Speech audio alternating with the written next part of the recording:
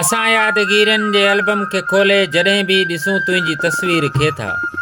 सांगड़ शहर जे सदा मलूक पटन ॻोठ गुल मोहम्मद थईम खां नौजवान कलमकार ज़हीर अहमद थईम जो महबूब जी मुर्क जहिड़ो इंतखाब।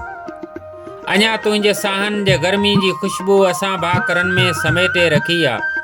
तुंहिंजे शफ़क़ जहिड़नि चपनि जे चुमी जा असांजे चपनि ते चिटियल अक्स आहिनि ऐं ज़ुल्फ़नि जे कारनि घटाउनि सां तुंहिंजे तसवर में रांदियूं पयूं आङरियूं कनि। असां तुंहिंजे नेणनि जूं दिलकश निहारूं ईअं थो लॻे ॼण पुकारीनि पियूं थियूं। असांजे ज़हन जे मंदर में हमेशह तुंहिंजी सार जो ई वॻो गुंड आहे। असां यादगीरनि जे एल्बम खे खोले जॾहिं बि ॾिसूं तुंहिंजी तस्वीर खे था। ऐं नेणनि नदी मां ई पाणी जा कतरा था पलकनि जे सीने तां ओरांगू पाइनि ऐं जीवन जे मोहतां ख़ुशी जा समूरा रंगियल रंग सारा फिका थी वञनि था। अची ॾिस टुटल पंहिंजे चूड़ियुनि जा टुकड़ा संभाले रखिया कीअं त कवका असां आहिनि। अची ॾिस असांजे अखियुनि जा बि सपना जेकी तुंहिंजे पोयां झुकी काल निकिता उन्हनि जा थी ज़ख़्मी पया पेर आहिनि।